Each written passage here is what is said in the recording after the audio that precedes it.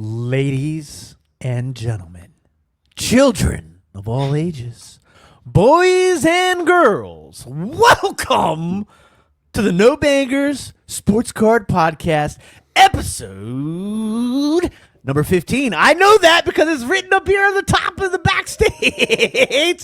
I am joined by the illustrious co-host, Mr. Rod hyphen picking and punching cards, Cary from American Arbitrage Cards, even though it doesn't say it down there at the bottom of the screen. I don't know why. No selfish, no self-promotion for me. No self-promotion.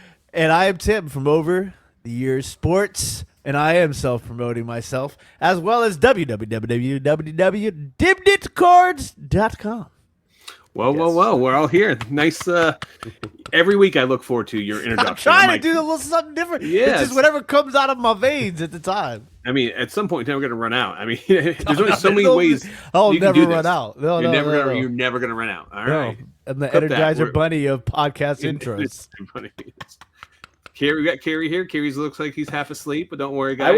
I woke up recently. Just now, right? I woke a little bit. I've been up in and out of being awake, but yeah, no, I think I'm fully awake now. That's the thing about this podcast is this isn't early. That's the sad part. But I'm a better 7 p.m. podcast. See, I can't even speak. Podcast guy than I am right now. Well, with that being said, yes, Cary's better in the evenings. I mean, you used to go to bed. I remember when you were in Vegas, I'd be getting messages. I'd be waking up on the East Coast at 5 o'clock in the morning, and Cary's sending me messages like, "Oh, you haven't gone to bed yet." But yeah, granted, there's also a 3-hour difference. But you're so used to being up real late. Now it's not quite as bad. Yeah, no, okay. Well, not really. But the difference is 3 hours though. So yeah. I'm getting up about the same time, but I'm 3 hours ahead. So it's not quite as egregious. Okay. I'm not saying, hey guys, I just woke up and it's 4 p.m. Eastern or 3 p.m. Eastern or whatever. Well, today we're going to do a deep dive into pricing. We get that question all the time in the comments about, hey, how do I price my cards? So we're going to do a breakdown kind of how to price prospects, how to price up and coming, what's going on happening in sports. The baseball call-ups. I know Tim's going to be talking about that. We get the NFL draft right around the corner here. It's the next day, actually. It's Thursday, first round, and then the second and third rounds on Friday, and then rounds 4 through 7 are on Saturday. We have that. And then we had WrestleMania last night, guys. Have you guys watched WrestleMania? No. You disappoint me. Let me tell you, John Cena broke the all-time record for heavyweight title wins last night. John Cena won the heavyweight title last night. Is he who was the champion before last night? Cody Rhodes was the champion. So Cody Rhodes, they have two champions. They won on, so they break it down. They have a SmackDown and Raw brand, and then they have a separate champion on each show. So and then Cody Rhodes won the champion, but the champions cross over back to back. So the script said Cena would win again. Is that what? Yes, what that's happened? what it is. Okay. And he won his 17th title, and that's then awesome, Jey Uso won, beat Gunther on Saturday night. He's a new heavyweight champion, so we got that. And they announced, because Fanatics Fest was not Fanatics Fest, but Fanatics was there. They dropped some special edition Cactus Jack. Oh my God, what is his name? Travis Scott. Travis Scott. Yeah, Travis Scott. Yeah, Travis Scott was there. Yeah. They dropped the special Cactus Jack WWE cards at Fanatic shop at the actual event, which were like a surprise drop. Those things were going. I think they were retail $400, and they were selling on the secondary market just like at Fanatic. Do you think those? Do you think those are going to hold value at all though, long term? Where are the Cactus Jack cards right now from Fanatics Fest? I'm curious.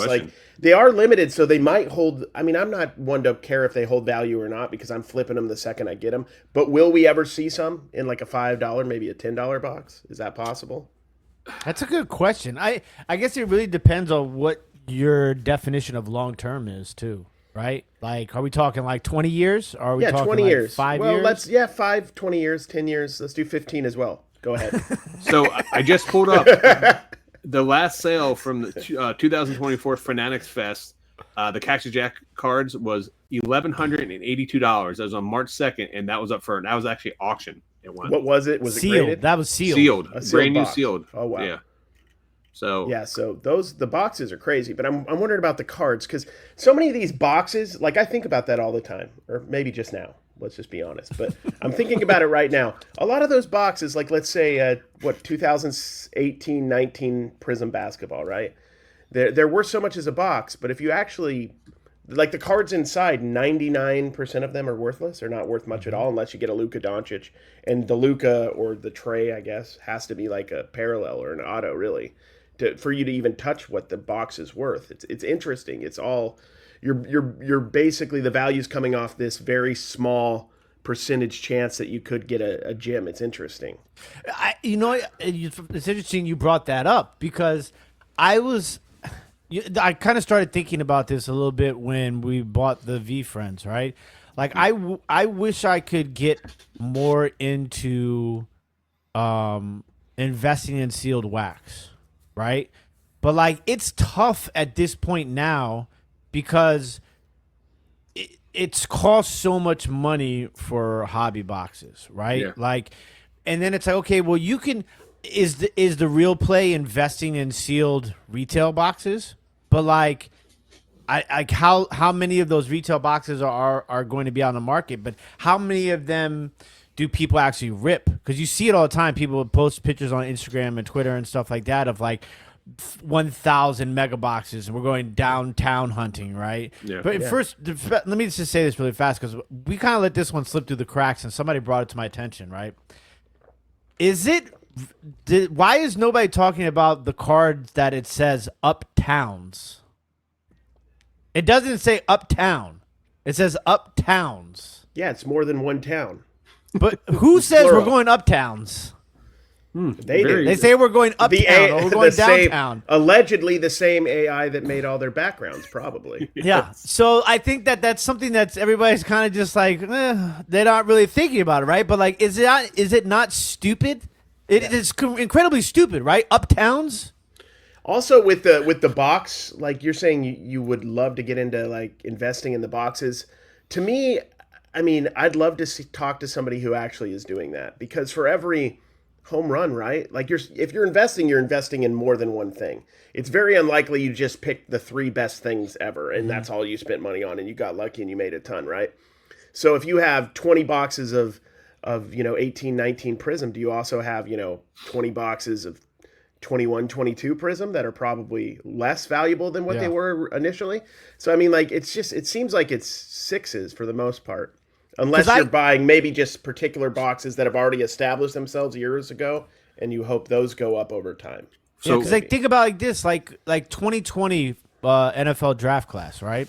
Yeah, like that is a crazy draft class. Yeah. It's like, I mean, obviously you have Justin Jefferson and Jamar Chase as far as wide receivers go, but look at is that the right class?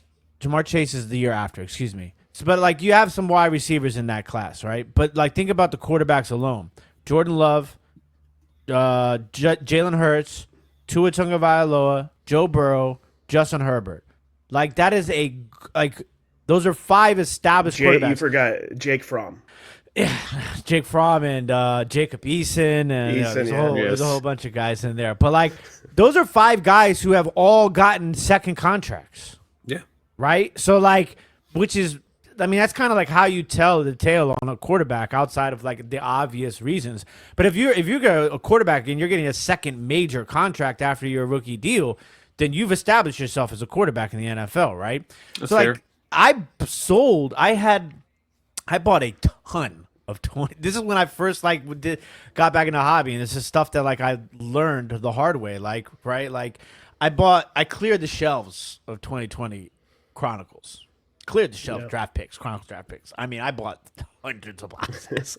And Prism Baseball, which is the worst. Like the other day, my guys over at NoFlow on Twitter, they were like, what would something that you tell yourself back when you first started, some advice, right? And I'd be like, one of the things I would tell myself is, sell the singles of the new products that you pull immediately. Yep. Because 90% of the time you can rebuy those at a cheaper price at a later date, right? Very the true. Other thing I would tell myself is don't hold on to stuff in general, because like I probably missed out on thousands of dollars by not selling all my Zions right then and there, right? Because I was new and I thought, this is going to be the 52 mantle, right?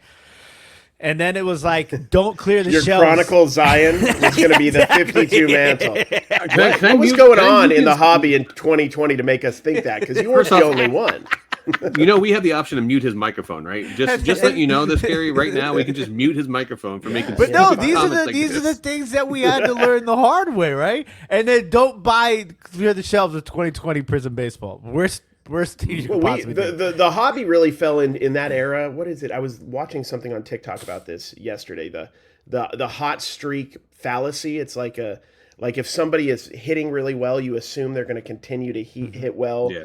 Because it becomes taken for granted, or a team is so good for so long, and just there was a time there, was it 18 months where it was insane. People were buying cards, and by the time they got home to put them on eBay, they were already gaining value, and eventually that had to stop. So we all kind of got caught up in that. And I like what we're in right now because this is reality. The flipping right now is real flipping. If you can make it right now. And would be even more interesting if we didn't have repackers, honestly, to get the real reality of where the card market is. Like, where are collectors and who's actually buying this stuff? Because right now, a lot of the high end is obviously held up by the fact that you can get 110% on a downtown because it's going to go into a mystery pack, right? Mm-hmm. If that wasn't there, what would happen to the downtowns, the uptowns, the Manhattan, the Hell's Kitchens, the West Sides, the East Sides, all of them. What would happen? Yes. Yeah. The kabooms, the blams, the explosives, the yowzers, all of it. Good Lord, I want an American Arbitrage yowzer. Yowzer. We're officially renaming the podcast to No Yowzers. All right, there we go. Going forward, no Yowzers. Anytime I get an awesome card moving forward, I'm gonna be like, I got a Yowzer. No Yowzers. You should do that. You should be really, really just mellow, and then just go Yowzer. So hopefully we can get some card cartoon. We can get some card content together when we're all together. Yes. And we can just yell Yowzers. And we can put it out on this channel. If you guys aren't already subscribed to the No Banger Sports Card Podcast, please hit that subscribe button and the thumbs up. And shout out to everybody who is listening to us on Spotify. Don't forget that this is also brought to you by www.dibditcards.com. We also each have our own YouTube channels too. Tim Over the Year Sports, American Arbitrage Cards, and Picking and Punching Cards. If you guys like card content, we all put out different type of content. So please go subscribe to those channels because we do drop weekly videos, sometimes twice a week. Sometimes once a month. Yeah, sometimes once a month. I wasn't going to say anything. I'm working. I promise. Dude, I wasn't going to say anything, but since you brought it up. I released a video for my main channel, the Garage Sale channel, at noon when we started this podcast. It's bombing. I'm gonna get back into a channel that you've let go for a while. Bomb. Yeah. It's humbling because you're like, oh yeah, people don't care, do they? I have to get back into YouTube algorithm. That's very important. But going back to what Tim said about saving boxes, so. Remember I told you my whole story about going to Walmart and they were doing the drops and I was picking up some football stuff and then I saw the Pokemon. I got the FOMO, so I started buying Pokemon. Well, now this has happened to me 2 or 3 times now because every time I go to Walmart and I go to, if I see that the drop's going to be there, I go to pick up sports and there's a line that's usually 3 times longer than sports. There's usually 3 people, 4 people that want sports and there's usually anywhere from 10 to 15 that want Pokemon. So now I got the worst FOMO ever. So now I've been buying boxes of Pokemon stuff. Like I bought the 151 stuff that I'm just putting on my shelf because I'm just going to put those aside and just save those because traditionally over time we have seen that sealed wax has traditionally have gone up over time. Most of the products, not a lot. Not everything. But I think the thing that we're totally missing here is because of breakers. Breakers do help out a lot because breakers want to get some of these old boxes from 2020 and do these breaks, that you're talking about with football and do these higher end breaks. You can do those. But my only concern for putting away wax is I'm staying in I guess you can say the no banger region of boxes where I'm getting those boxes for, $100, $150, $200, $300 maybe in that range, putting them aside. $300? What? Hobby box. That's a lot of money, man. But compared to like these boxes that people are picking up for $800, $1,000, $1,500, because the whole CT scan thing really does scare me because I don't want to invest money in a $1,000 box. Come to find out that everyone's just CT scanning them, and then that market just drops because no one's going to want that box because they're afraid, hypothetically, that you don't want to open a National Treasures basketball and get a Rory Sparrow on-card autograph. The only way I would ever buy a box of National Treasures is if I had at least $1 million in my bank account. I don't think I would ever find another like way.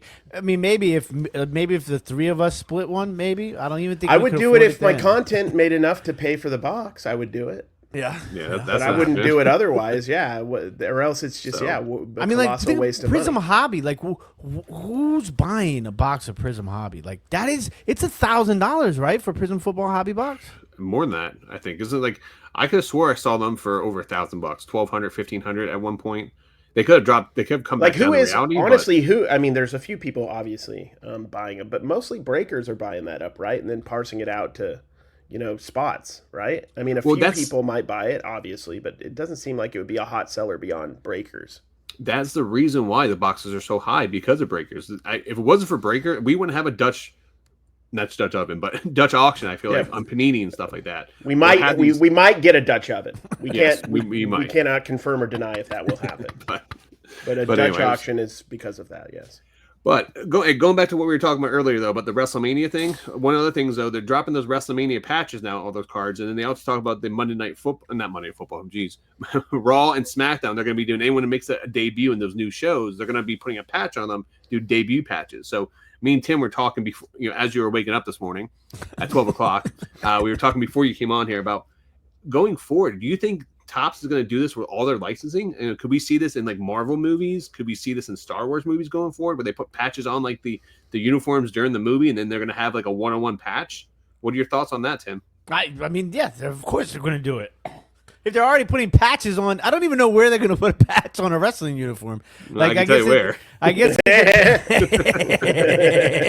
I mean, listen, it's weird because my initial thought was like, oh, they're going to ruin it, right? They're going to ruin like the nostalgic chase of the Major League Baseball debut patches, because that was the first, sport and brand for Fanatics to do that on. And that's my initial thought in the back of the head. And then Rob was like, but this is literally what we've been asking for, right? Yes, because they're going to be game worn, game used, right? Yep. Then they're going to be, one of ones. Okay, so with all the one-of-ones that are on the market, as we discussed, this is the purest one-of-one in the hobby right now, right? Yeah. Like, I guess some people will debate like the logo, the shields, the logo shields, like in National Treasures and Flawless and stuff like that, and the logo mans for basketball. But like, are they doing those for the debuts? They're not. So like, this is like, for me, like it when Rod brought that up, it's like, you can't really ruin that. Yeah. If they found something that is absolutely pure and perfect. Yeah. You can't ruin it. For now. But, 20 years down the road, is it Mark Ingram with 70 different, patches on his jersey? You remember the picture where he had all those player-worn jerseys he was wearing? Yeah. Are they just going to put a bunch of patches? I mean, that's ridiculous. They're probably not. But, I mean, is there going to be the game used? Is there going to be the debut patch and then the debut armband, and then could they just keep giving him more stuff to wear? Maybe? No, but I think you're onto something there, Cary, because you have the debut patches where people are making their rookie debuts. They're making their debut in, say, like WWE on like a new product, the Monday Night Raw or SmackDown, making their debut in WWE. So like those are big moments in thing. But are we going to start seeing them expand that out? What about if a free agent signs with a new team? Now we're going to get a debut patch for that team. Is that going to be? Yeah, but I think the hobby will recognize that, right? Like, to a certain extent, there'll probably be some fun to that, debut for the new team, like something like that. I think there'll be fun to that, and I wouldn't expect those patches to carry the same weight as the actual debut of. I mean, isn't that what's happening with Topps now? Right now, they've had some major releases, the 50-50, all that stuff, but then occasionally they're like, "Oh, do you want the 101 auto of Francisco Lindor's sacrifice bunt or whatever?" At some point they're like, I guess if it's like $4 a card, but at some point there's not an event or something interesting to attach to every single card that comes out. Okay, I got a question for you. Did you guys see the kid who committed to his college by autographing it on a card? I did see that. That is dope. Cool. That's cool. Like, if that guy goes on to be, I think he's the number one recruit, right? If I'm not mistaken, or he's one of the top recruits. Yeah. But if he goes on to be like an absolute dog, like that's a cool ass card right there, right? I mean, maybe it's just me, but I think because you've seen the evolution of people committing to colleges, and everybody's in uproar about the NILs and the transfer portals and all that stuff, right? It's crazy right now, but like if you that to me is just like it's dope, like because you're used to seeing ESPN and they're like they pick up the hat and they almost put it on and then they put it back down and they grab another hat and they're like, I'm going to the University of Notre Dame, right? But now he's like, he did it on a card? Like, that's crazy. I love it. I love it. Was it a custom card he had made? No, it was like he was a Topps signing Now card, either Topps. I think it was a Topps Now card, right? It looked like a Topps Now card. Interesting. Which would be even more brilliant if they had, and then that was the one of one, and you saw him sign it as like an announcement. I think that would make a card that would be somewhat interesting even more interesting. Yeah. But where's the cutoff? At what point do we have a cutoff? I mean, because we talked about last show about how Leaf is going down to high schools and signing high school prospects coming out of high school. Like, where is the actual, like, draw a line in the sand? Where's the cutoff for this?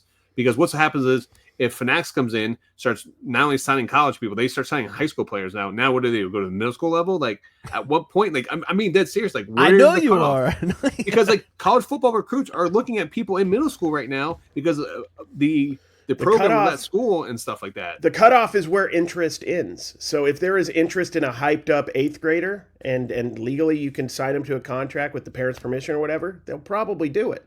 So I think the cutoff is where interest ends. Yeah, baby. And it could be it could be an internet celebrity. It could be Rizzler, who's please, God, no more of him.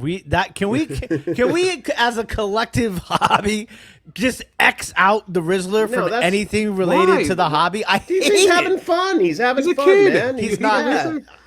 Dude, maybe I'm the get off the lawn guy. Bro, exactly. Get out of here, Rizzler. 92 Tim would have been the Rizzler in a second. No, you would. I love kids, but I hate that really kid. I could just imagine, man. They're like, you want to be in a baseball card, Tim? You're like, you'd be rizzing it up, dude. You realize you can't say I love that kid or I hate that kid and say I love kids in the same sentence. That goes completely. He's just I would take a Hawk Girl 101 over the Rizzler 101 any day of the week. I'm sure anyone here. How soon till we find either of those in bargain boxes?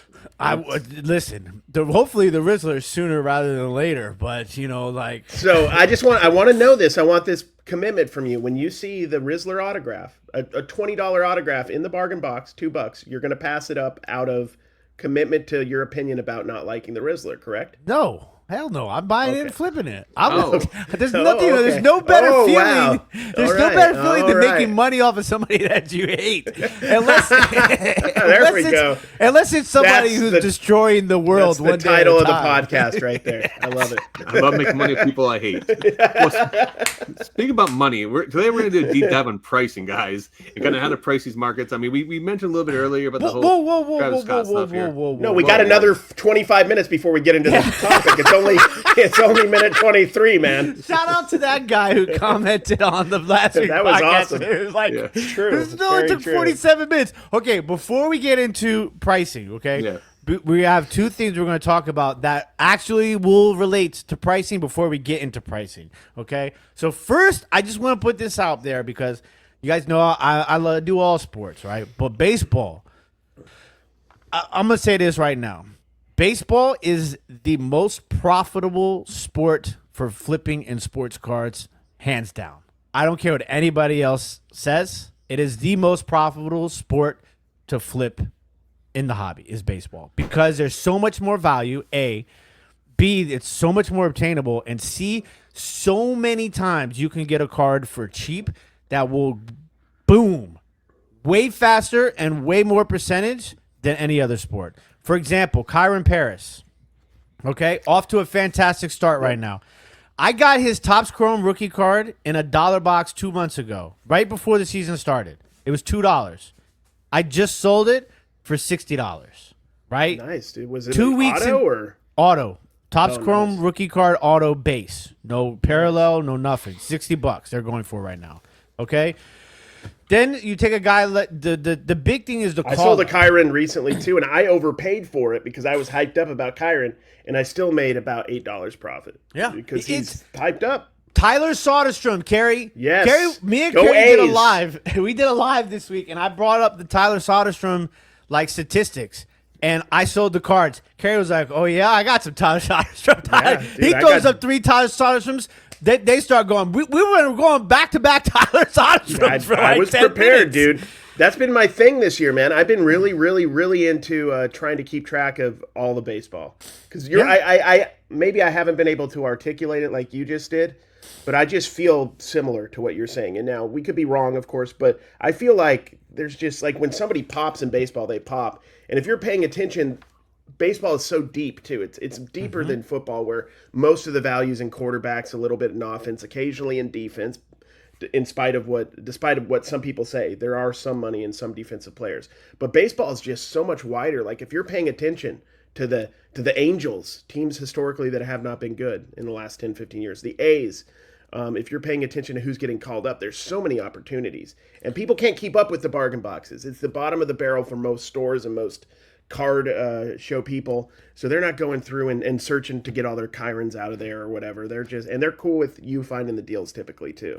Yeah, and one of the big things is like this is like some advice, and like we're not giving financial advice and stuff like that, but this is what we do, right? We flip cards, right?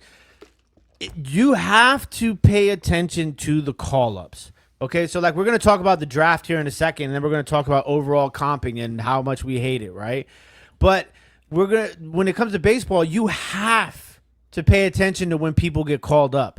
That is your moment of glory as a card flipper, okay? So Caleb Durbin is a guy I really liked, and I was following and buying in the offseason because he ended last year in the fall and playing very good baseball. He got drafted originally by the New York Yankees and was traded to the Milwaukee Brewers, right? Immediately became one of the top prospects in the Brewers organization, who actually has a lot of really good prospects. And so I've been buying his cards and for a while, but the problem is I sell so fast that sometimes it's hard for me to keep cards for when they get called up. But I had bought 2 first Bowmans. One was numbered. Both of them were. This is the craziest part. Both of them were numbered to 299. One was a Aqua Mojo first Bowman. The other one was a Speckle first Bowman. Both numbered to 299. Both of them were numbered 27 out of 299. Fucking weird, right? Yeah. But I bought both of those cards in a bargain box. I think it was the show before I bought the Kyron Paris one. And I've been I'm not trying to sell them because they weren't listed, but they were in my team boxes for when I do live streams, right? I had plenty of people be like, oh, like trying to lowball and get it like cheap, like around $7 a card. I'm like, nah, I'll get them to you for like 10, if you bundle it together, this and that, right? It didn't sell. Got the notification that Caleb Durbin was getting called up. I immediately took photographs of both of those cards, listed them immediately. That night after his first game, both cards sold $20 a piece. $40 for those 2 cards sold within hours of his first game. Edgar Quero just got called up by the Chicago White Sox, a team that's has one of the worst lineups in the league, right? Yeah. But he is a guy that I've been following since he was with the Angels when he got drafted. His first Bowman Chrome autos were like $5. That's a $40 card right now. There's another, and you got to watch the guys who are in AAA, single A, double A, who are on these hot streaks. Chandler Simpson, a guy I've been talking about for forever, the fastest man in baseball, just got called up to the Tampa Bay Rays. Nick Kurtz is going to get called up more than likely for the A's. God. The A's got so many people right now. Yeah, and so then there's guys who aren't necessarily getting called up, but are blowing up in the minor leagues, whether it's AAA, double A, single A. There's a guy for the Milwaukee Brewers, Josh Adams-Zawiski, right? Dollar box. This is why I buy dollar box Bowman autos. If they're within the last couple of years, I always buy dollar box, $2, $3 Bowman first autos because you never know. This guy goes off in the season. His cards, first Bowman autos, were selling for $3 a month ago on eBay. Right now, they're selling for $30. Nice. So like those are the things that like you're not going to be able to get those in basketball, right? You might be able to get it in college football now, which is what we're going to talk about next because of the draft and, college football cards, Bowman U being licensed and becoming such a bigger product in the industry as opposed to Bowman U basketball where they can't even get the release drop right. And you know what I'm saying? Like that was a huge blower for people who are, flipping college basketball singles, because now it's like you got those singles, you can only sell the people that have the initial hype, right? Whether they're going to the draft or they're a top player and it's their first ever college basketball card, but they're still playing college basketball. That's it. All those other guys and girls, you have to wait until the season starts for them to put up a 50-point game for you to get movement. There's also the possibility that a lot of these guys, like take a player who's decent. I mean, I don't know how popular he is, but like an Alex Carabin, right? If you may be able to find a low-numbered card of his or an autograph or something in a very inexpensive box that you can flip immediately. I'm not talking about waiting until the college season starts. So where there is less hype and everything, you might find a lot of people not paying attention and just throwing these in dollar boxes, $2 boxes, $5 boxes, and you can actually go pilfer them and make, a reasonable amount of profit on them if you're paying attention too. Yeah, but just think about how different the college basketball season would have been if we would have had those cards drop at the beginning of the year. Yeah. Because you guys would have been buying them, you guys would have found them in dollar boxes throughout the entire 100%. year. And you guys would have been, and anytime someone had a big 40-point game, 30-point game, triple-double, whatever they put up, those cards would have popped because they don't have any cards didn't come else. out. Rod, when did Bowman U football come out? November? Late November? Thanksgiving. Yeah, what if it came out? Yeah, what if it came out August 30th? Yes. Or like before the first. Could you imagine how crazy? I mean, why can't they get that right? It's have Best come out at the end of the year, right? So it's like an extra product. You get an extra boost. They have it all. I don't know what the I don't understand because baseball does it. Perfectly. Flagship baseball drops before the season starts. They have the new rookies in there, everything else. They drop a Series 2. They drop an update. They drop whatever else they drop. They keep dropping product throughout the year, through that. Within the season. I want something that starts at the beginning of football. I mean, I don't even care. Like, give me the rookies holding up jerseys on draft day. Give me those. Take a picture from training camp, rookie training camp or something. I love those old school 90s tops, rookies. I mean, they still do the rookie premiere where they're just like doing these poses and it's obviously at the rookie premiere. I love that stuff. Give us that. If Topps can release like basketball or football that is not licensed, we can get football products to drop at the beginning of the year. When they have the licensing, we get those products to drop at the beginning of the year. I don't care if it's Photoshop rookies on there. Give us football at the beginning of the year. Give us college at the beginning of the year. Because it would change the landscape on how we actually collect, change the landscape. Jimmy, more people would be following college football and buying college football cards if that product would have dropped in August, September, and compared to November at the end of the year. Same thing with basketball, man. Final Four is like probably the best sporting event in the entire world. And March Madness Don't even get me started on the fact that Bowman U basketball does not have a single University of Florida player in the set from 24-25. I could not find one. Is it? No Walter Clayton. No. Are they on the checklist? Yeah, I can't find any. So the only thing that has 24-25, I think, is on it, and then there's probably some other online product. Topps Now has it, or Bowman U now for the championship, but they do not have anybody in the weren't they a number one seed? Yeah, they were number one seed. I mean, I know they don't have stars. Like they have one guy on there that will be an NBA player. He will be. There's a couple guys who will be NBA players, especially after their performance. But they weren't like guys that were hyped up. They weren't Cooper Flags and Ace they were Baileys. Maybe best case role players in the NBA kind of guys. But it's interesting, and they're not even in the product, which I don't know how you could whiff that big. It's not like they were the University of South Texas. It was Florida. It was the Gators, and they were good. I mean, look, in Bowman football, you got guys for cards for North Texas and Liberty and places like that. You know what I'm saying? Those are schools that are producing a lot of guys that are transferring. Caden Salter, for example, it's a big program, so that it makes sense that they have that. But Bowman U football, I mean, follow Gabe, Gaby. He's always shown you he talks about the guys that should have been in the product that weren't. John Matter from Oklahoma. There's a lot of guys who aren't in the product that are big. And I wonder guys. what the reasoning is for that. I'd really like money? To know. Is it like NIL stuff? Yeah, I'd really like to know the backstory behind that. But think about for basketball, right? And you mentioned the transfer portal. Think about all those people that are in that product, in those teams' uniforms, that by the time they play a game again after the product's been released, the percentage of them that aren't going to be playing for the team that their first Bowman cards were in.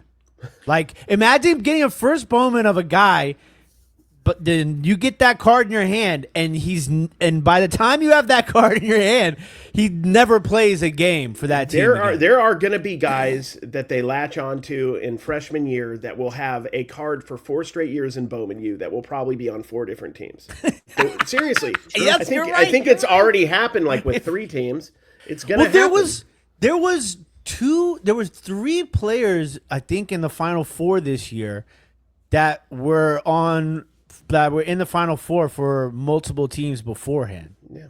For multiple teams beforehand. Well, and there was one guy who played in a championship for 2 different teams in 2 different years on it's just crazy. So here's the crazy thing. So the portal has to open up where people can actually transfer for school. So you have it at the end of the year, and then they have it in the spring.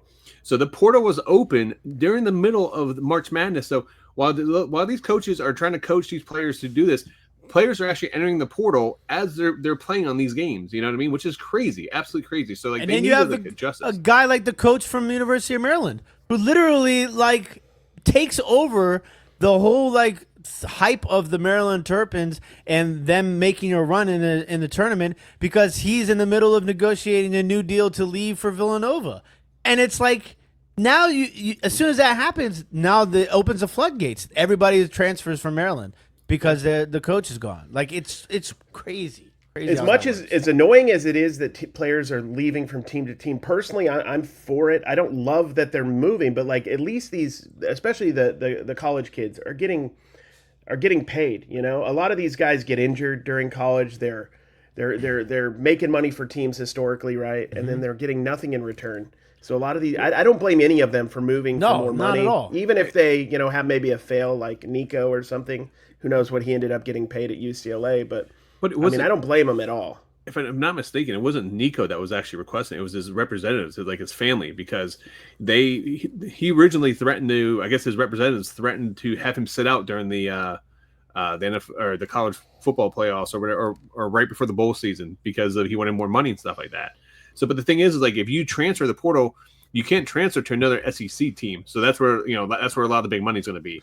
Why is that? Is that a rule? Yeah, it's a rule. Yeah, you can't transfer to your same conference. So he could go to UCLA, play a year, and then go back to the SEC. Correct. Yeah. So he couldn't transfer an SEC team right off the bat, and then North Carolina didn't want him, and then some of these other schools that he thought he could potentially go to. So that's why he's transferring to the Big Ten now, going to UCLA. But could you imagine? And I saw a meme I thought was funny. Could you imagine having your dad, request more money for you and have you drop out and leave school, and then to find out that you can't get more money somewhere else? You just cost you just cost. But when you're Nico, who was the number 1 or number 2 prospect, or he was high up there at one time. And you see Carson Beck getting $4 million to go to Miami, and you're getting 2.5. I mean, I can understand why you might think that you could get some more money, out there. It kind of makes sense. Well, the thing with college football and college sports, if I'm not mistaken, is with NFL, you have to have a legit agent. You have to register the agent with the NFL and go through that entire process. Where college, you just have family member representing you. They're there's no process put in place, and that's part of the big thing. So hopefully, they're talking about all kind of new changes and processes to be put into place. So hopefully, this changes going forward, where we have some type of salary cap, we have some type of structure, because one, it's going to ruin college sports, and I love college. I love college basketball, college football. I think it was the purest sport out there, but now that's starting to change with all the money being thrown around and everything else. But I'd love to see that with the money in there, though, it really starts impacting cards, because I would like more college product, to be honest with you. I would like to see a little bit more college product. Yeah.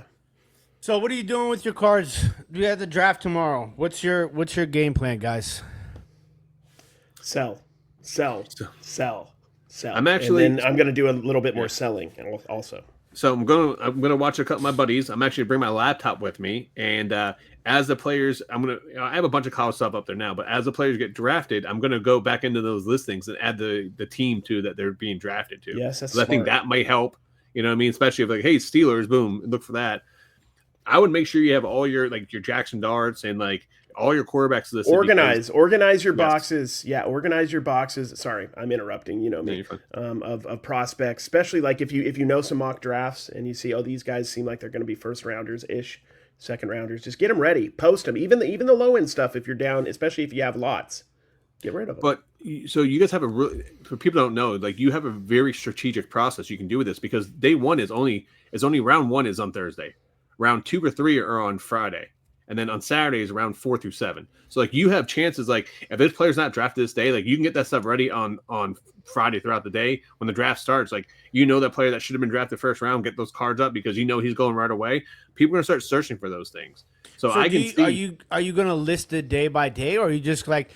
Are you gonna? Because I'm thinking that when this Wednesday, I probably have all of my Bowman U guys, because I'm gonna separate it from the guys who are going to be in college and the guys who are going to be drafted. Yeah. And I'm gonna list everybody who is entering into the draft during the draft, right? Is that what you're doing? Is there anybody that you're going to hold off and wait until? Because then we talked about this a little bit with Gabe. If you guys haven't watched that episode, go back and watch that episode.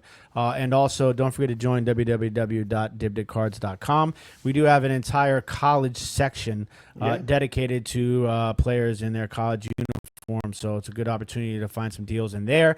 And I do combined shipping, so don't hesitate to build a nice little stack of cards from No Bangers Sports Card Podcast right at the top of the page on dibditcards.com. You could see the 900 cards that Tim has listed, the 5 cards I've listed, and the 0 cards that Rod has listed. Wait, I've listed more cards than you, buddy.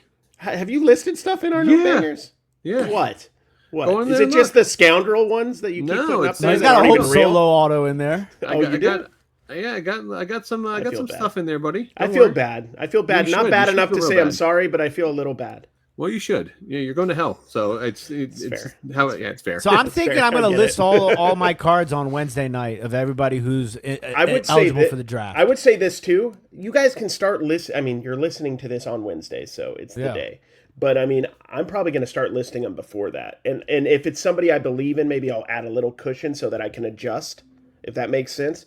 But sometimes, or even just have drafts ready to go, so that I can just put them up quickly, because it's trying to get. I got a whole box of the Bowman U from our half case that we bought, and then I've got a lot of different autos that I've accumulated and haven't sold yet. Yeah. I've got a lot of stuff like that. Will Campbell, I got a couple. I got a Will Campbell. I got a Will Campbell to 25. I think I might have 2. I got a nice little color match here. So what I did was I listed. So when me and Cary went to Vegas, we went to a card shop and I found a ton of Bowman U cards, autographs. I put all those autographs already up. So all the autographs are already listed. All my star players are pretty much listed up there right now, or any of my like higher dollar ones. I listed those well ahead of time on there.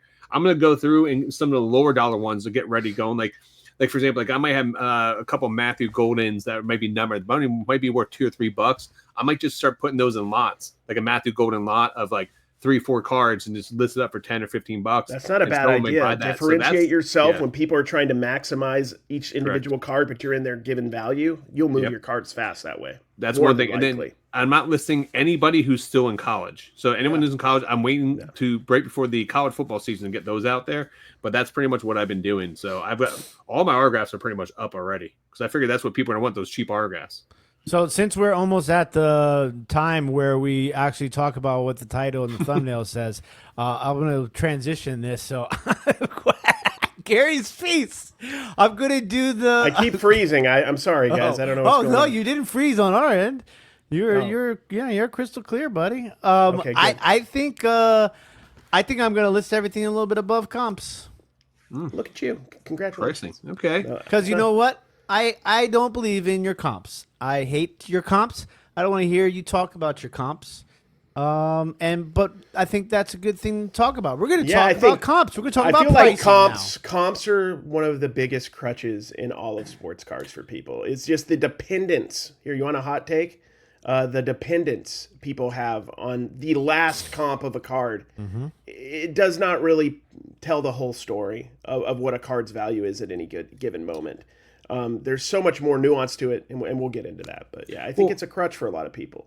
I think that's not a bad theory, because you have the off season. Traditionally in all sports, football, baseball, hockey, basketball, you have a dip in the off season. So a lot of those comps that you do have coming out right now are going to be on the lower side of things compared to what they could potentially do, because once these players start getting drafted, you're going to start seeing the demand.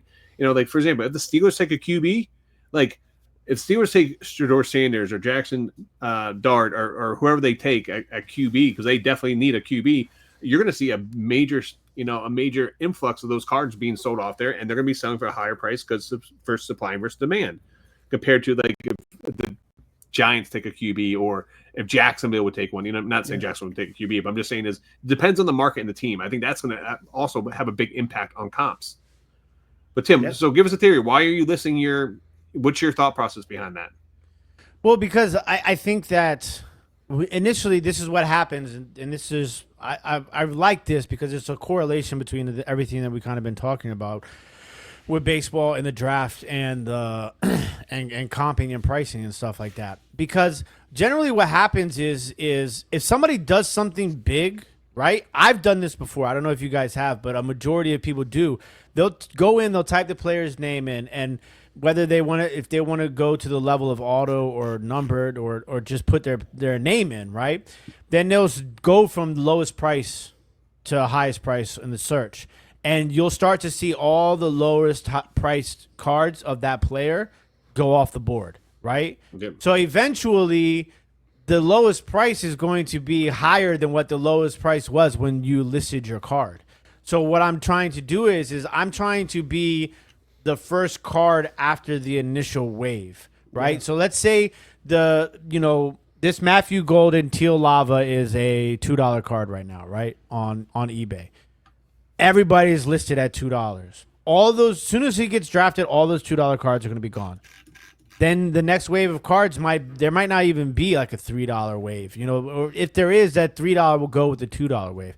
But if I have it priced at $5.99, by the time all those $2 and $3 cards are off the market, my card will now be the lowest costed card. Whereas I would have lost out on $3, $4 if I had listed it at the same price that everybody else had theirs listed at before the draft. And Adam Schefter just tweeted out, that's why I was reading, the players that as of Monday, April 21st, these players will be at the draft during the first round, which I think is another good thing to have in your pocket because these will be, they're going to be the guys that are going to be on the TV when they get drafted. They're going to be there. It's going to be a little bit more hype behind them.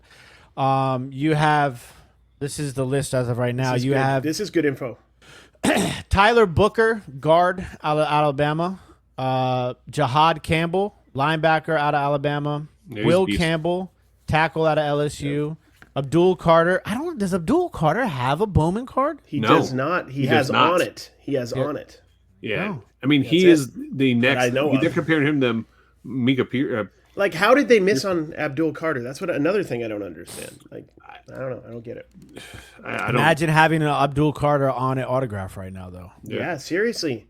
That's why Leaf and on, like, if you got to know you can't just rely only on these major releases. You got to be paying attention. Matthew Golden, wide receiver out of Texas. Mason Graham, defensive tackle out of Michigan. Maxwell Harrison, cornerback out of University of Kentucky. That's a sneaky one. Travis Hunter, Ashton Genty, Will Johnson, defensive back out of Michigan. T-Mac, wide receiver out of Arizona. Jalen Milroe. Does Jalen Milroe have a Bowman card? Yes. He has. No, I don't. I think he's only draft Prism, bro. Oh, maybe Prism, yeah. He's draft Prism. I think kind of like Raiola or whatever. Malachi Starks, defensive back out of Georgia. He's a Shamar Stewart, defensive end out of Texas A&M, and Cam Ward, quarterback. Here's interesting. Maxwell Hairston doesn't have any cards, but I've never even seen these guys. Have you seen these? Reese's Senior Bowl Panini Prism card. Oh yeah. They were putting those out during the Senior Bowl. I think that's all he has. What's that going for? People are asking. They're asking $9 right now. I'm waiting for a bid, but that's probably $10. But I mean, if he gets drafted first round and there's nothing else available. Oh wait, he has some autos from Pulse. There's a sleeper, guys. If you're paying attention to these unlicensed autos, Pulse. I've opened up some of that stuff. Where do you even buy that at? I've gotten Pulse at hobby shops. It's mostly a hobby shop or online. I don't even know who. Some company called Pulse, I guess. I don't. Pulse it's not trading like card. Leaf, I don't think, or anything. Yeah, I'm looking at it right now. I'm on the website. Yeah, but Pulse. Yeah, I mean Onyx. That's why you got to be paying attention to Onyx, On It, Pulse, because, for example, if you want the up and coming Michigan quarterback Blair, what's his name? Underwood, On It, or sorry, Onyx is the place to get his autos. I always get Onyx and Onnit mixed up, but so they sell the Pulse. They sell hobby boxes for $100. Yeah, I picked up. They have a thing called a heater pack, and it has one auto, and I bought one in Utah for like $30 at Overtime Cards, and it was.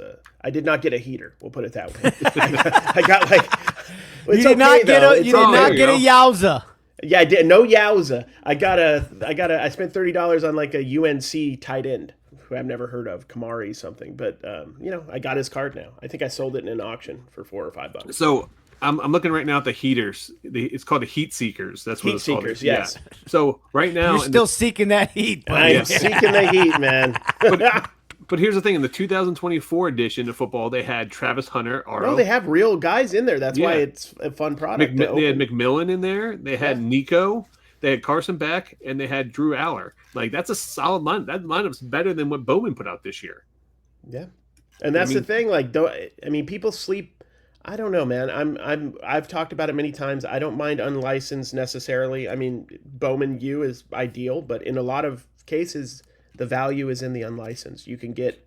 I mean, I have a nice Carson Beck auto that I probably wouldn't have if I had to pay Bowman U prices. I got a good deal on it because it was the Leaf metallic something. It was one of the Leaf ones that they did. Dude, I'm a huge fan of the Leaf, man, and what Leaf does, and the way that Leaf is branching out and trying different things. I preach it all the time on here. I know a bunch of you guys are too, but like, Leaf is good for the hobby. Let's just put it that way. And a lot of people don't like it as unlicensed. Competition is good. Competition is good for the hobby. Let me ask you this: do you have an I hate to use this word, but it may in the context. Do you have an algorithm in which you price your Leaf cards in like percentage wise to a license card?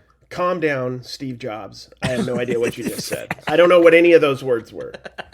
An algorithm? What? I don't think the algorithm is what the algorithm that you're looking for. You're thinking we're putting into a computer? Are we going into ChatGPT and asking them how we should price? Is that your question? No. Are you asking sharing prices I'm from teasing like, I'm teasing you. That product to like Leaf product to like Tops? Is that what you're asking? Yeah, man. Weird way to ask it. Do you have a percentage? Like, no. Like okay, so like if I have a 101 Leaf, like do you look at like a 101 like Bowman U card they're not even remotely and do like close. 50% off, 75% off? I look at other Leaf one-of-ones and what they're going for. Same thing with similar Wildcard, players or something, yeah. Because Wildcard has released so many different 101s, and Leaf has released a lot of low number cards as well. So I think you can only compare it to that same product of similar players. I'm waiting for a Wildcard 0 of 0. And it's just like a top loader, negative. Just a top loader, and then we just guess who it is. Well, okay. So what about like out of 5s? Like, okay, let's say licensed product out of 5, and there's no examples of an out of 5, but there's an example of an out of 10 and out of 25, right? I did that with Jalen Noel. I got that Jalen Noel at Cards HQ last month. I paid $80. It was a color match red. He plays for Iowa State. Inscribed like Go Cyclones. It was $80. I don't think there was a red shimmer parrot one that had been comped recently, right? And I sold that one for I made like 100+ profit, I believe, on that one within a couple days, just knowing that I could play the markets because I knew that somebody looking for Iowa State probably wasn't at Cards HQ or maybe checking their website or whatever for the card. So as long as you put out that it was available, you could get the money, and it worked. So sometimes you just got to go with your gut too. Like we've done this long enough that we can have a general idea just based on experience. Yeah. Well, what do you do? I mean, what's your process, Tim? Yeah. I mean, that's kind of what I do. Like, so if there's an out of 5 and there's no sold comps, like I've had this happen a few times, right? And so like sometimes you'll see one that's listed. A lot of times too, you got like when you get into those lower number cards, a lot of times there's some that are listed that are just egregiously overpriced. Like I'm not gonna list my card the same as that, right? Yeah. And it works in the same sense of like, because a lot of what we do is we find cards that there's not 700 of them listed, right? Like I found a Jimmy Graham Bowman orange, good number to 50. How many of those do you think are listed right now on eBay? 0. So it's like, and then it's like, so now you start looking into comps, right? Okay, so like there's none sold in 90 days. Now I got to go back and I got to go into Terra Peak or 130 No, dude, points. you're doing way too much, Tim. In my opinion, you're doing way too much. It doesn't matter what a similar Pro Bowler from 2014 wins. Well, even if I could find a Jimmy Graham that same card sold. But that doesn't mean that card's worth that much less or right more. Now. It doesn't mean that, though. It just means that you can maybe get an idea what somebody else sold one for. Yeah. With my idea, like if I see a card like that, honestly, I just go with my gut. I'm like, okay, it's numbered to 50. It's an orange. I mean, Jimmy Graham was a pretty good player. I'd go like, $15 to $30 somewhere in there, probably offhand, because I don't need to do all that extra research. I don't feel like it. I don't feel like anybody else is either. They're gonna go, oh, I like Jimmy Graham. That's pretty hard card to get. $20. I'm cool parting with $20 for my PC. That's how I like to think of it. If that makes sense. I could be wrong. It does totally. I could be wrong. No, I don't think you're people wrong. are comparing. Like, I think when it gets so rare, you can kind of, as long as you're not that guy saying, I want $300 for it. Exactly. Because maybe it was worth $300 in 2014.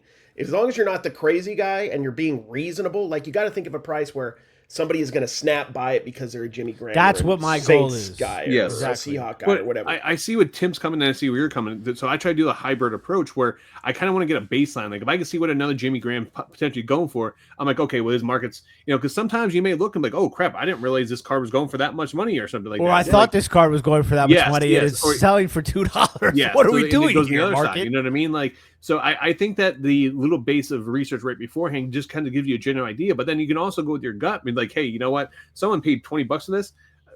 I would see someone paid $30 for this or $40 for this, and then you use as a baseline, and then decide use your gut if you want to go above or below that baseline. So you found a comp for $2 or a similar card for $2? No, I'm just saying that like there are cards out there that I pick up, right? And I'm sure this happens to you a lot of times too, where it's like it's a name guy. Okay, for example, Jamel Dean. Right? You guys know who Jamel Dean is. Yeah. Very good defensive player, right? Silver Prism draft pick auto. I found, and I got it in, for 60 cents at this deal at the card shop. And it's like and it's selling anywhere from $2 to $6. I would not sell that card for $2. I might run it through my live auction, but if I was listing it, I would list it towards the higher end. Was there other listings available? I didn't get that far. So if there's no listings available, exactly. That's not a $2 or a $6 card. That's it's a $10 card. It's a $10. Like you got to be reasonable. You can't go like $50, but like exactly. Okay. It doesn't matter what the people who were on time buying this earlier got because they got one at the right time in the right place. It's kind of like you can kind of name your price. Here's a Keyshawn Johnson that has a game used jersey and game used I think it's shoes in this one, and this is numbered at 10. So like you don't find comps to this card. This card you put that card into auction, Rod. It could go for $7. It could go for $70. Well, you could put it as a buy it now for $100, $200, and it might sell for that too because you have to wait for the right buyer. And that's a problem. So I ran some of these low. Like I had from that massive buy that we did at the flea market that one time. I got a lot of Keyshawns in it. Yeah, because we're in the Tampa Bay area and he played for Tampa. We get a lot of Keyshawn cards in there, and I had a lot of Keyshawns that were like numbered from like 100 down to maybe like 20, 25, something like that. So I was running those in my whatnot debit auctions and. Some of them sold for $2-3, while some other ones sold for 8 or 10. But now I'm like, okay, well, this one's just such a cool card. Maybe I'm going to put this one on eBay, and I got to just try to come up with the price on it. And you could also list it on www.dibditcards.com in the No Bangers cards. I could do that too. You section. could, no bangers. So then, if somebody who's watching this podcast, because there's probably about almost close to 1 million people watching on YouTube and listening on Spotify combined. Yeah, if we combine most on Spotify, though, we can't show you those numbers, but a majority of them are on Spotify, allegedly. There might be a Keyshawn Johnson PCer who's listening, and now you can go to dibditcards.com and find that Keyshawn Johnson number to 10 absolute tool of the trades game used shoe and jersey patch sold by the one and only. Yeah, Rod doesn't care what kind of money he wants to give you a deal, guys. He doesn't care about the money. Offer him as little as you want. I'm pretty sure he'll take it. there you go. Yeah. No, the best thing that Cary. I'm lying. The best thing that Cary said is like, I think that's the one thing that I use on a day-to-day basis in live selling because I never discuss comps in a card show or a card shop because I never, there's no point for me. There's no point for me because I never buy anything that needs to be comped. Like if I'm comping something, I'm not pulling out a card out of the $10 box and it sells for $8, $10, I'm not being like, hey, will you take $5 for this card? I'm either going to put it in the pile because I know I'm going to get it at a bundle lot price, or I'm just not going to buy it because that's not the thing for me to worry about comps on. But what I use on a day-to-day basis is, with a lot of these cards that we find, go show me another card cheaper that you can buy right now, cheaper than the price I'm giving you, because you can't. Because there are none listed on eBay that are cheaper than mine, right? And it's not because I have the cheapest listing out of 700. It's because I have the cheapest listing out of 10, or there's none listed at all. I am the only one with this card right now. This is the price, and it's a reasonable price. I'm not trying, because I want to sell you the card. I don't want to keep the card. I want to sell it to you. But I'm not going to sell it to you because you're telling me that, oh, well, the last one out of 250 and a PSA 9 did this. Why would I'm not doing all that algorithm stuff, okay? I'm going to sell it to you for this price. This is a damn good price. I mean, that works for the downtown market, the Kaboom market. That works for stuff that is highly active, that has a ton of availability if you're willing to pay the prices. But when we're dealing with a number to 10 Keyshawn Johnson, I mean, it's reasonable. I think it's reasonable to believe that you could put that on auction and it could go for $10. It's also reasonable to believe that you could put that as a buy it now for $150 on eBay. And in 3 months, some Keyshawn Johnson guy pays you $150. I think both thoughts, based on the rarity of that card, are reasonable. One is, okay, not enough people are seeing it in that 7-day span, so they're going to take a flyer on it, right? They're not Keyshawn fans. And another one is you find the right guy. I think both of those options are reasonable, and if there's no other cards available, you just have to figure out, our job is to figure out what, if we wanted to sell it to somebody who's going to flip it or whatever, so we got to find the right price to move it where they're comfortable. I agree with you. I mean, maybe not get 150, but I mean, I understand your point on that. Like, you could possibly sell at auction for $10 because there might be 2 Keyshawn Johnson fans fighting it out, but it could be that one guy who's a Keyshawn Johnson fan may go for buy it now and buy it for $75. Do you know how that would have been an incredibly difficult card to pull back in the day? Absolutely. With the laundry tag in it, numbered to 10. I think you get the right Keyshawn guy, you'd be surprised at what kind of money you could get on that. I can't wait for username Pat7633 buzzer phone XY to comment. That's a $3 card. What are you jabronis talking about? Can't wait. I would be like, yeah, pick me up the other 9 at $3 a piece, and I will pay you double. Yo, have you ever thought about doing that? Cornering out of 10 market? Yes, I have. So I've had cards before, and I've gone on eBay and then saw the one listed. I was like, if I buy this, then I can put mine up for whatever price I want. But then I'm also like, it's so rare. How many of these other people are going to want this like random card? You know what I mean? Like, so I've gone both ways on that. Okay, I do. There's some. There was a question I wanted to ask from the last episode. I want to see if I can pull it up and ask it from somebody. You guys, I just bought a box of. Well, somebody just bought a box of Bowman First cards, 500 of them for $50. Oh yeah. Okay, here we go. I'd like some opinions on something in regards to pricing and comps.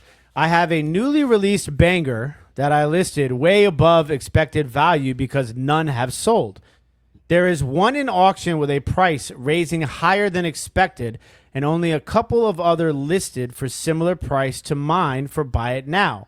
Is it wrong for me to be in contact with these other buy it now sellers, and we all are raising our listing prices as the auction bids go up to manipulate the market on the auction so that ours will comp out higher? I did read that. I did find that very interesting. So. Cary looks like... It feels wrong. Yes, I'll answer first. I'll let Cary process that in his little tiny peanut brain over there. he's having a little. It's way too early for that. I tried to read it as clear as possible. The steam is literally coming out of his ears right now. I can just watch his. I got about halfway through, and I was like, "Damn, I should have broke this into like 2." So pretty much, Cary, there's an auction that's going for higher than what they thought. There's a couple. I understand what's happening, and I'm not. I get it. Okay. Well, I mean, no, there's a lot going on in that question. To be honest, I would say it's.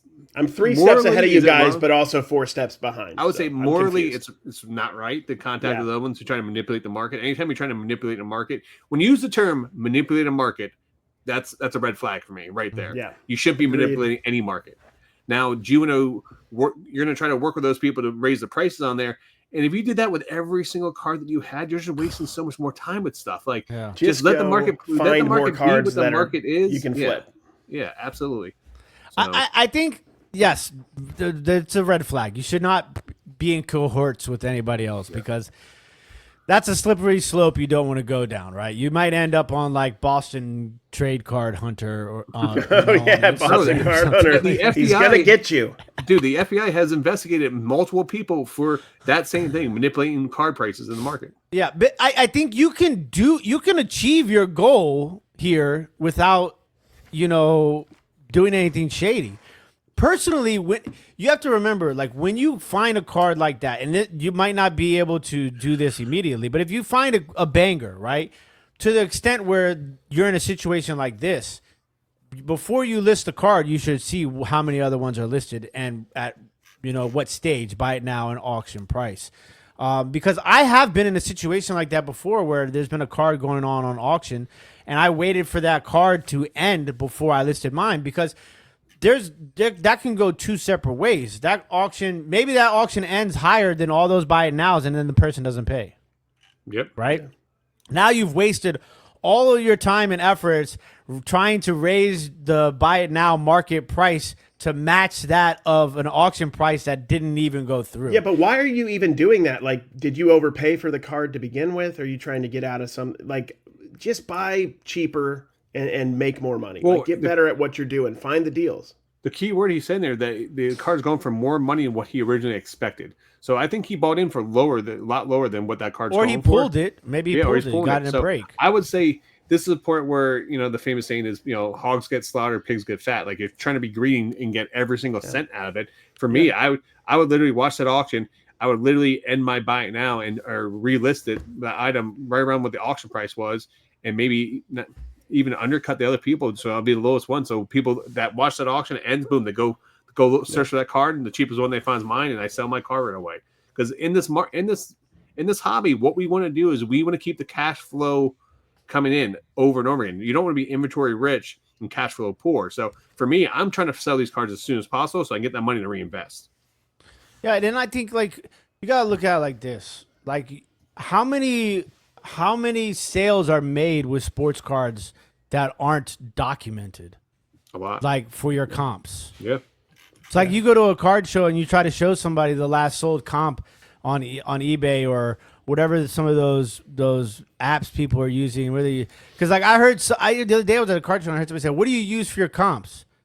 I'm like, damn, where are we? What world are we living in now? Like, he's like, oh, well, I use Market Ladder, or I use, Card Ladder or Market Movers. And then the other guy's like, well, I use eBay. And then I'm like, well, what are you guys doing? If I like the price, I'll buy it. And if I don't, I ain't going to buy it. That's what I use. Yeah. So like when you're talking about pricing, there's so much that goes into card pricing, whether you're a dealer or a seller, or you're a buyer, and like you're trying to buy a card for this amount, but this guy only wants to sell it for that amount. Like, how much evidence can you present to make him lower it? And then some people are going to be like, there's always going to be a guy that's like, well, I'm in for it for this much money. Well, as soon as you hear that, it's over. Yeah, that's the most irrelevant statement that people can make at a card show, a card shop. I mean, it doesn't concern. I understand that people are friends, they know each other, and they're trying to say, well, I paid too much. If you paid too much, and the card is worth that or less, then it's time for you to take the bath, right? Or hope that somehow it turns around if that's what you want to do.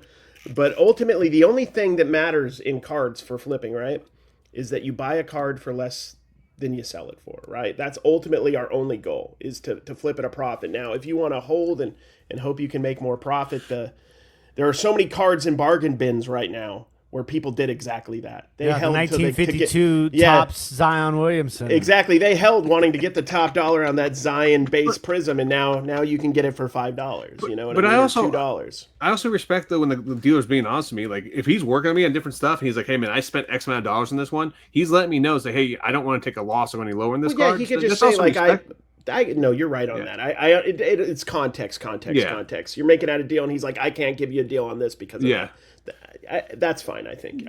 So I mean that, because here's the thing: there's stuff that I bought and that I'm not going to go lower on because I'm either going to wait and see if that player, because there may be an opportunity for that player to turn around his market, or something else could happen there. But here's the thing: somebody's giving me a stack of cards they want to buy from me, right? And I'm making money on those cards, and they want another card, and I'm taking a small loss on it. I might do that. Yeah, because I'm facilitating a deal. Correct. I mean, so I agree with you. It's not always. Sometimes you lose on a card. That happens. So Tim, I know that you said that earlier that you're like, I don't look at comps. I don't using comps or percentage and stuff like that. Have you ever bought out a collection before from someone?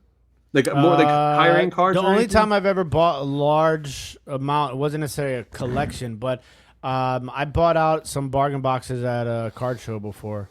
Okay. But it was a deal that was so good. It was like $60. It was a no-brainer for like 4 row boxes. That so makes like, sense. what am I gonna do?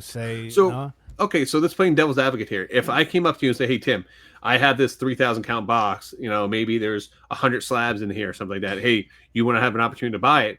What is your process going to be with comps? Are you trying to be at 50%, 60%, 80%? Like, I'm not doing any of that. No. Okay. Like I would. If I say you said a 5 row box. I'm just saying, if I walk up to you with a box and it has 100 cards in there, but they're all higher. They're not dollar box cards. They may range anywhere from $10 to $100 for the cards in there, And there's some of those cards may have good value. And I'm saying, hey, I'm going to sell my collection. And I'm willing to work a deal with you. Like since you said you don't. I want to know how off the break. First question I'm asking is, what are you looking for this box? Okay. That's the first question I'm asking, right? You need to know that too. Like as a seller, you need to know what you want on those boxes. I'm never ever in what I do am I going to throw out a percentage of comps of this is what I'll give you. That's not my style. Like I would never be like, I'll pay you 50% of the comps on this box, because then that means I got to sit here and comp all these cards. Hell no, I'm not doing that, right? So also, like for me, the first thing I'm asking is how much do you want, right? And then if they tell if it's 100 cards and they tell me they want $300, right? I'm going to go through those 100 cards, but because I can go through 100 cards in 2 minutes. I'm going to go through those 100 cards. If I can't find $300 in 5 cards, I want nothing to do with it. I'll give you $100. I'll give you $1 a card for it. I would be more at like that sort of thing. Like for me, like in order for me to invest that much capital into something, it has to be a bang boom job done. This is how I'm gonna make some money on this, because that's just me personally, because I don't do a lot of big buys. When you're selling stuff, liquidating a whole lot, you have to be willing to make depending on the market, sometimes you might have a connection with a lot of people who will pay a high percentage on collections for whatnot or whatever. But in general, if you're selling bulk, the value for the person buying bulk is the deal they're getting, right? So they got to have a pretty substantial deal a lot of times to have to deal with all that, or a method like we do with live auctions to get rid of it really quickly.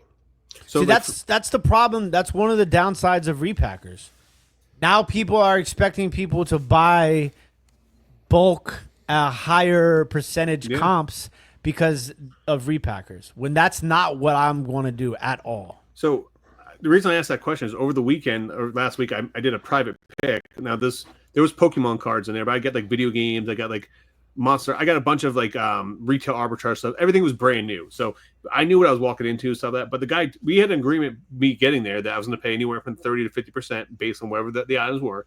But I had to go and do the work. You know what I mean? But he was there with me. But I only agreed to it because there's higher end items there, like Nintendo Switch is brand new in the box, a PS5 brand new in the box. So like if I'm buying at 50%, I know I'm going to make $200 right off the bat off that PS5. I know I'm going to make at least 100 or so bucks off the Switches. So I don't mind doing that. But I was just curious when it came to cards, if there was a percentage or point that you would work with. Like if someone say, hey, you know what, I want to sell my entire collection. I don't know what's value, so I can't give you a number, but if you're going to come over, we can go do some stuff together. Theoretically, if they had a box with a list of cards with very recent comps and a breakdown at the percentage, I might consider it if it's. But I don't think very many people are putting that kind of work into the low end stuff, and whether the comps are going to be that reasonable or realistic either.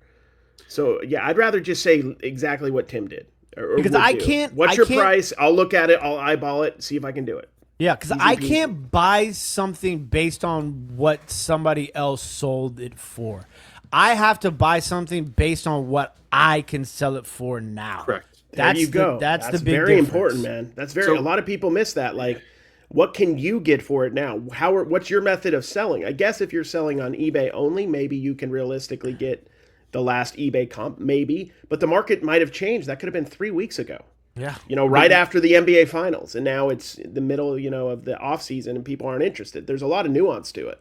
But then you got to think about all the stuff that's in the middle of those buys. Yeah. Like, what am I going to do with a Chase Young pink camo mosaic? Yeah. What am I going to do with that? Yeah.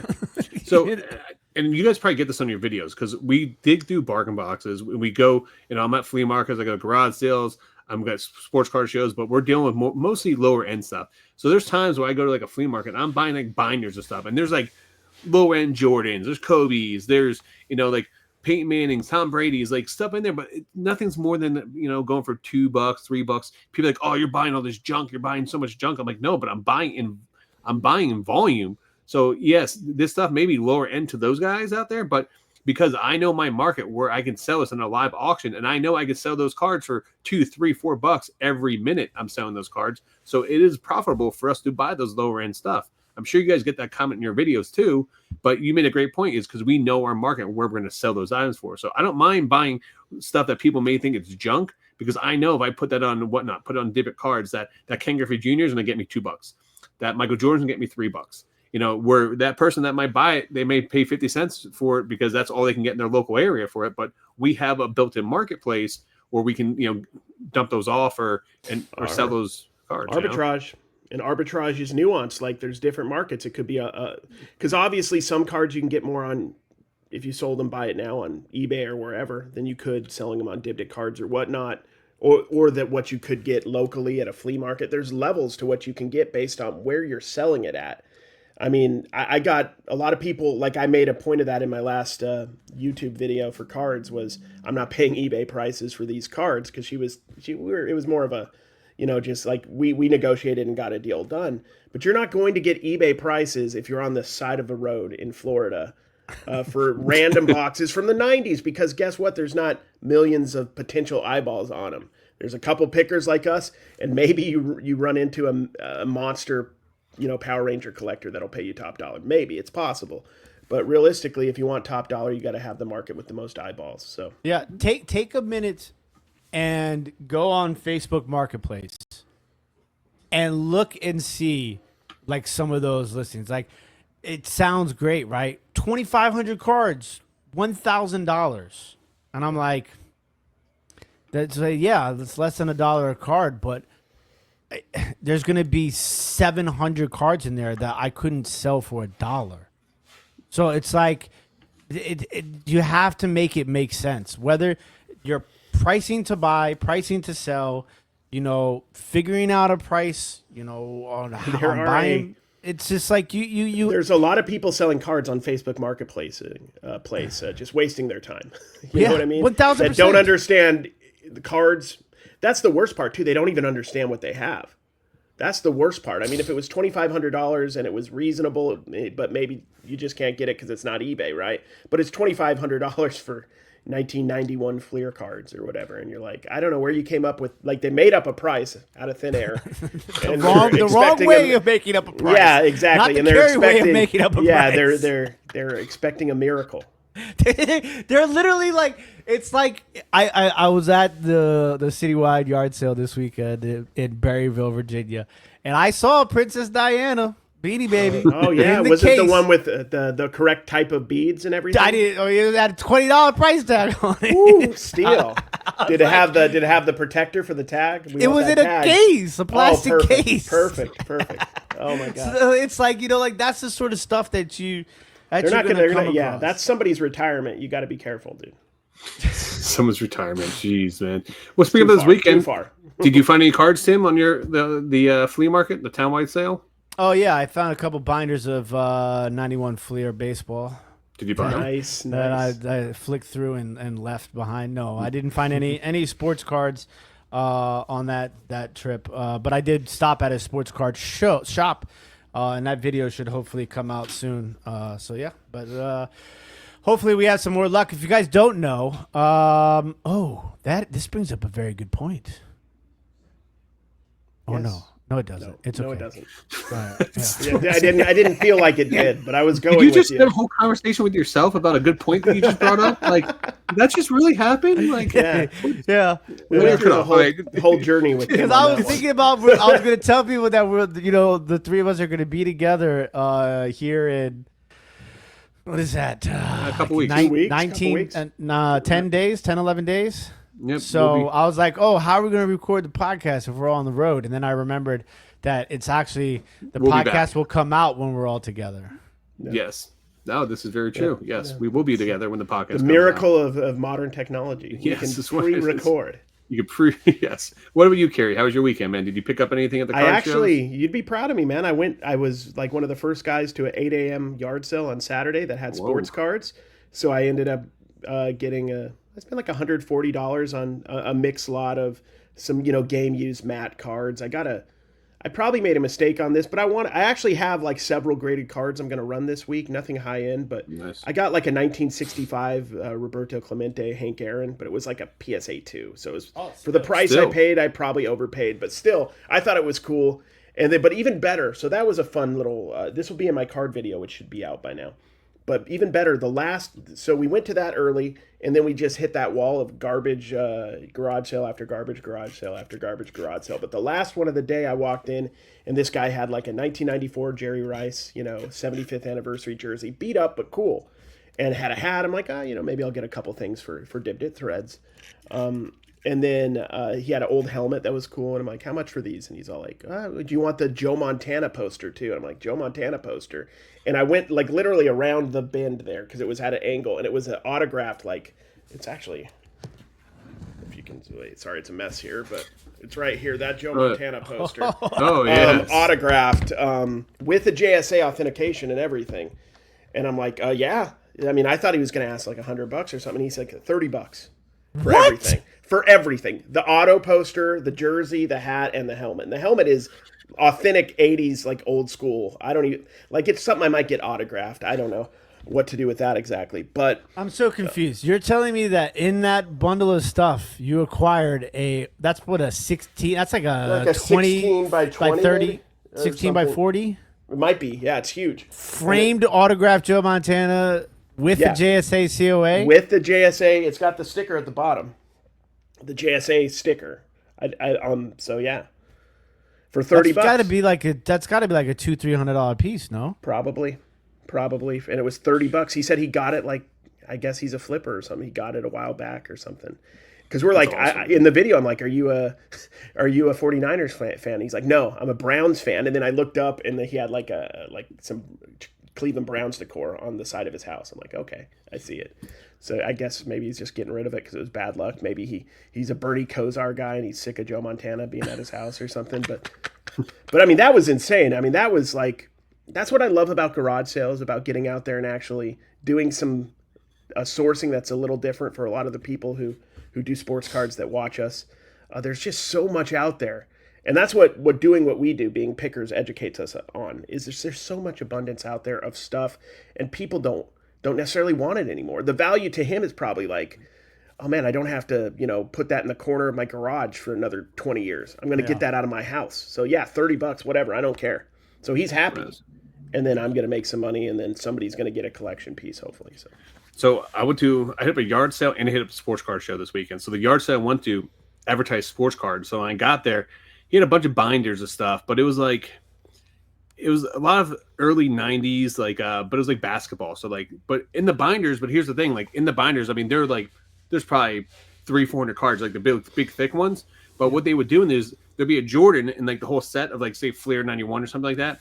But then if you look behind it, there's 4 or 5 Jordans in there. So it was just they just stuck the cards in there, and there's a whole stack. But I ended up buying 4 or 5 binders. I paid down on $30 a binder or something in that ballpark. But I'm gonna pull the cards out, put little lots together with the different things. But there's a lot of fun stuff in there. There's Jenny McCarthy rookie, a Jay-Z Topps rookie, just the fun stuff in there. And then there was a lot of early 2000s number cards. The whole thing, in the early stages of Topps, they started numbering the cards where they weren't very they're a little bit harder to see in the back, where they almost like printed them on there. They weren't like engraved like they. Is it like? Are you talking about like the top star ones that are? Yes, like numbered like to 8,000. They every single card in the set was numbered. That was a big deal back then. Yeah. I loved those. Yeah, stuff like that. So that was cool. I mean, I spent a lot of time there just hanging out, and then I went to a sports card show. I ended up getting my pictures. I ended up submitting a bunch of my pictures to JSA to get authenticated when I was there. So here's a little tidbit for you, Tim, because we talked about it on here about is it worth the risk to get pictures done. So these are everything I picked up at yard sales. I had Emmitt Smith photo. I had an Emmitt Smith Thurman Thomas photo. I had a Johnny Unitas photo, which was really cool. I had the original ticket from 1991 where they paid $6 at the Tampa Bay Card Show to meet him and get an autograph. There's not Joe Montana. There's an O.J. Simpson USC 8x10 in there. And then I brought my Kobe, and I brought my Kobe and LeBron, and brought my LeBron. The one that I sent you pictures was at the flea market. Yeah. Like, should I buy these for $10? Well, they charged me $25 to do the Emmitt Smith, the OJ, and the Johnny Unitas to get which $24 each. $25 each. Yeah. Okay. They charged me $30 for the Thurman Thomas and Emmitt Smith. To submit the Kobe and LeBron, or the LeBron, they would charge me $100 for LeBron to get do it, or they charged me $150 to do LeBron and Kobe. So I wasn't sure the LeBron and Kobe were real. I wasn't sure the LeBron was real. So I was like, I'm not gonna spend $150. I'm gonna just spend the $100 to get the LeBron. So let's just say I haven't put the video out. Let's just say one of those things in there did not come back. Yeah, he's real. The proud owner of one fake autograph. Fake autograph. A very proud owner. All right. And that can go with my Bo Jackson fake autograph helmet that I got at the yard sale down the street. So I'm literally editing the video today. Now. So that's why I didn't want to say it yet, because the video's going to be coming out. We'll talk more about it in the future here. But yeah, one of them. So in the future, if you're going to take a risk on autographs, make sure that like those higher end, like the top echelon, like the Tom Brady, the Tiger Woods, the probably Montana, Jordan, LeBron, Kobe. You're going to pay a premium to get those run through. So that's interesting. You want to know how much it cost me to put my Mickey Mantle baseball through COA at Beckett at the Chantilly Sports Card Show? How much do you think that one cost? $50.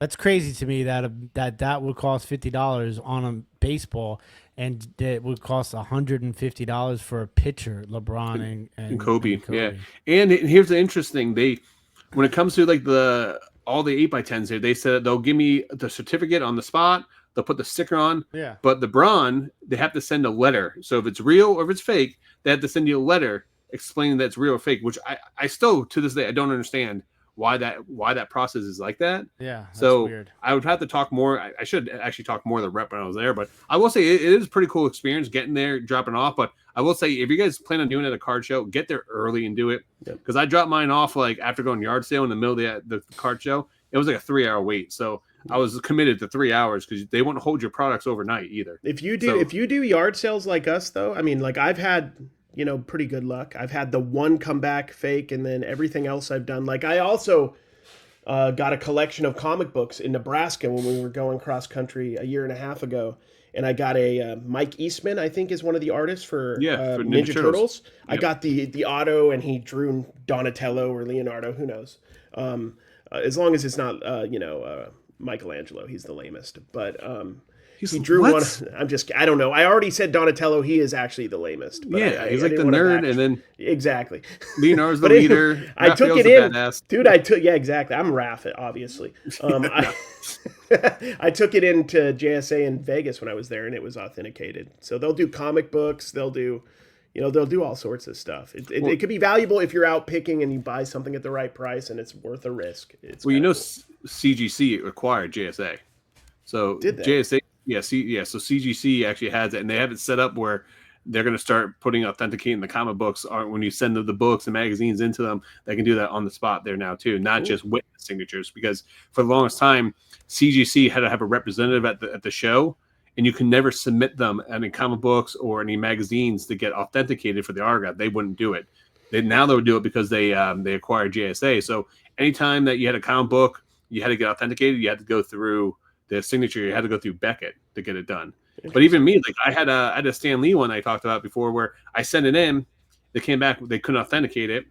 I ended up reaching back out because I bought a mystery box. It was in a mystery box. Got refunded from the seller.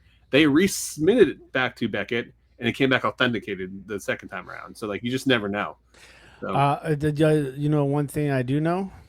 What is that? Right now on www.dibditcards.com, you can buy a Kurt Schilling signed framed jersey autographed Arizona Diamondbacks with the JSA COA. It is 43.5 inches by 36 inches for the low price of $399.99. Is this your listing? It is my listing. Okay. I was going to say, if it was Phillies, I would consider it, but Diamondbacks, not going to happen. They won a World Series with the Diamondbacks. Yeah, it's not the Phillies. It doesn't matter to me, man. It doesn't matter. What if it was the bloody sock? No. Nope. I mean, that would be cool, but no. No bloody sock. But yeah, but you can buy autographs, memorabilia with COAs on dibditcards.com, just so you know. All right. Well, with that being said, I think final words for the show. We pretty much hit our wall right now. Did you want to say Dibbed It Cards another time, Tim? Yeah, I was going to say my final words for today is going to be dibditcards.com. I'm gonna also have the final words of dibditcards.com as well. Double down. Yeah, I guess which is a great sandwich. KFC should bring it back. I guess I'm getting triple dog day over here. Dibditcards.com, guys. Go there. Yeah. Let's put our hands in here. Let's get this done with. This will be no bangers on 3, though. Maybe one day we'll do a Dibbed It Cards on 3. No bangers on 3. 1, 2, 3. No bangers!